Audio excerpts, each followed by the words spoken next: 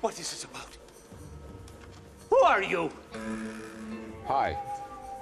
I know who you are. Last chance! What are you going to do? Whatever I have to get some answers.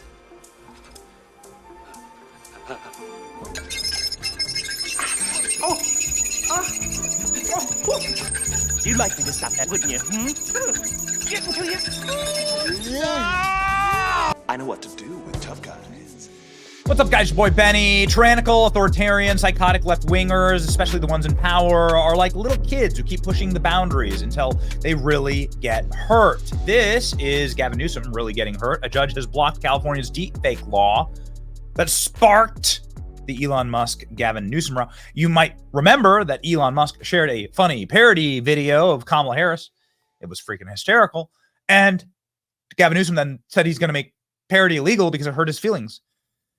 And so we wait for him to arrest the entire staff of Saturday Night Live and every meme maker. So memes are illegal. Now, the decision is a blow to the state's leading Democrat who's tried to rein in misleading social media content. It's called meme asshats. California, a judge on Wednesday blocked the California measure restricting the use of digitally altered political deepfakes just weeks after Gavin Newsom signed the bill into law. The ruling is a blow to a push by the state's leading Democrats to rein in misleading content on social media ahead of Election Day. Chris Coles, known as Mr. Reagan X, sued to prevent the state from enforcing the law. This is the account that created the meme content that Elon Musk shared, and it went viral. After posting an AI-generated image of Harris campaign social media site, claimed that the video was protected by the First Amendment because it was a parody. The judge agreed. Oh, wow. So the First Amendment still exists, shockingly, in California. Not shockingly, Democrats want to make memes illegal because they hurt their feelings. They are such godless, soulless, unhappy, miserable people.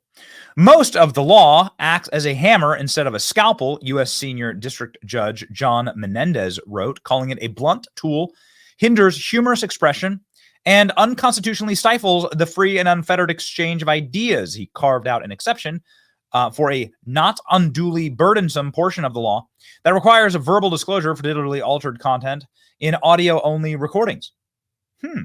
Okay. Well, I mean, the question here is, do Democrats think that their own voters are stupid and smooth-brained enough to not understand the difference between parody and real life? Do Democrat voters see a Bugs Bunny cartoon? I don't know, because I'm not like a woke. I don't have the woke mind virus. Do they like watch a Bugs Bunny cartoon and think that like Elmer Fudd's actually hunting the rabbit? Do they think that the coyote is actually chasing the roadrunner? Like, do they gasp in fear? Do they think it's a documentary? Are they that stupid? This is what Gavin Newsom said. Gavin Newsom saying, you're so dumb that you watch the Looney Tunes, the Muppets, and think that Kermit the Frog's real. That's what he's saying. This is how stupid times have become. Now we have exclusively learned that the Babylon Bee, which is a parody site, has sued the state of California over unprecedented crackdown on satire and parody. We're fighting back in every way that we can against laws that clamp down on free speech. This would be Seth Dillon, the owner of the Babylon Bee. The Babylon Bee filed a lawsuit against the state of California on Monday after Gavin Newsom signed a series of deepfake laws targeting outlets publish satire and parody. How would that apply to Saturday Night Live? This is what I don't get. Like, how, like, Saturday Night Live had a Donald Trump character, a Kamala Harris character, a Joe Biden character, a Tim Walz character, a J.D. Vance character. All of them were varying levels of extreme parody, and all of them were really funny. I thought it was a quite enjoyable Saturday Night Live. I don't ever watch it live. I see the clips on X just like everybody else. But anyway, they did a good job. Okay. So is Gavin Newsom going to put Lorne Michaels in prison and all of the actors who are parodying Donald Trump and the entire 2024 campaign? Are they all going to prison? I mean, this is like an important question here. Good for the Babylon Bee. The complaint filed in the U.S. District Court, the Central District of California, shared exclusively with the Daily Wire, begins by noting that in July of this year, Newsom tweeted that a parody video, presidential Democrat nominee Kamala Harris should be illegal. the legislature heard the call and passed 2 bills that forbid political expression under the label of materially deceptive content, the lawsuit asserts. The complaint explains that one of California's new laws will require social media platforms to become state snitches and force them to field reports about users' posts with materially deceptive content. So this means all memes. This means all comedy. Because SNL Cold Open was materially deceptive. These actors and actresses kind of looked like Trump, kind of looked like Kamala. They sounded like him, and that could be deceptive. Man, if you had bad eyesight, you might not know which is which. Newsom defended his state's laws by saying they're focused on AI-generated content that could undermine the public trust through disinformation. He buried in one of the new laws a requirement for the satire and parody content to be either clearly labeled or removed. In his first public statement on the lawsuit, Seth Dillon told the Daily Wire that the new California law targets satirists, like his site, the Babylon Bee, such as the writers at his companies, by requiring them to put disclaimers to let you know that this is parody that you're reading right now, which completely stifles and kills the joke. So here is Seth Dillon on the Morning Wire on the Daily Wire. I guess a number of things. We started out the Bee as a comedy site that's mission was just to tell jokes on the internet. And over the course of the last several years, the Bee's been around for 8 years now, if you can believe that. And for most of that time, for the last 6 years, we've been battling either big tech censorship or state laws that clamp down on speech, with either rules against misinformation, rules against hate speech, laws now that we see popping up trying to prevent parody, the use of deepfakes, memes, things of that nature. So we're concerned about freedom of speech first and foremost, but we're also concerned about our business. And when you're doing satire, when you're parodying people, you're adopting their voice, you're adopting their likeness. Satirical articles are meant to look like real articles, and that's the hook that pulls you in, and then you hit them with the punchline. And so Babylon Bee's content requires that we engage in this satire where we're adopting a voice and a viewpoint and using that to mock and ridicule a subject. And this law in particular, well, there's a couple of laws in play here, but one of them affects content creators, specifically satirists and people doing parody, by requiring them to put disclaimers to let you know that this is parody that you're reading right now, which completely stifles and kills the joke. It disrupts our ability to do what we do the way that we do it, in the voice that we do it in. And so that's very problematic for us. If we're unable to publish satire without putting disclaimers all over it, and we're going to face potentially penalties if we don't do that, then that's a very serious issue too. So we're fighting back in every way that we can against laws that clamp down on speech. And so this is just one more, that's just the latest example of an effort where the state is now basically turning these platforms, these social platforms, into an arm of their censorship apparatus and coming after satirists like us very aggressively. So we see that as an important thing that needs to be pushed back. Here's the actual lawsuit.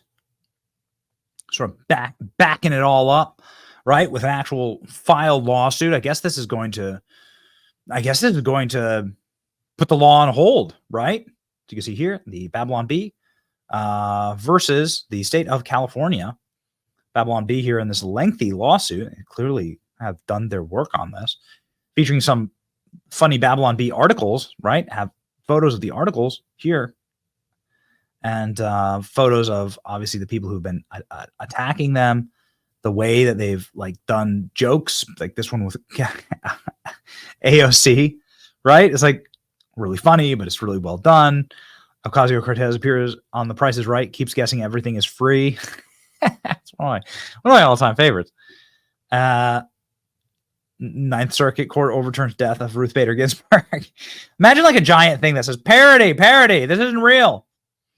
The lawsuit goes on. I mean, it'd take us another 10 hours to read it, but good for them. And then goes on to look at that. Clumsy Trump hits head on bullet. From CNN. Yeah, what are you going to put text over it? Right, you're going to put text over all of your parody? Yeah, that's right. So stupid. The whole thing is so stupid. These people are such Marxists. They're such communists. They can't. The sign of a dictator, the sign of an autocrat, is being incapable of accepting ridicule or people making fun of you. It shouldn't be necessary to defend comedy in court. but here we are, Babylon Bee, doing it, baby. Ready to go. Satire validator. Okay. They've posted a description, job description, satire validator. Manipulating voice in an ad like this one should be illegal. I'll be signing a bill. This is Gavin Newsom. Man, you know what? Live long enough to see yourself become the villain. Gavin Newsom already looks like the Joker. And what happened immediately after he signed this law is people made parody videos of Gavin Newsom. I'll tell you, I won't be going to California anytime soon. But here's a really fun deepfake of Gavin Newsom that is totally hilarious. Hi, I'm Gavin Newsom, and I'm definitely not gay. A lot of people are criticizing me for banning AI-generated political videos. So let me explain. The problem is that Democrats, like me, we're not the brightest bulbs in the tanning bed. We can't always distinguish between reality and fiction. When Elon Musk posted Mr. Reagan's brilliant Kamala Harris parody video, I thought that was real.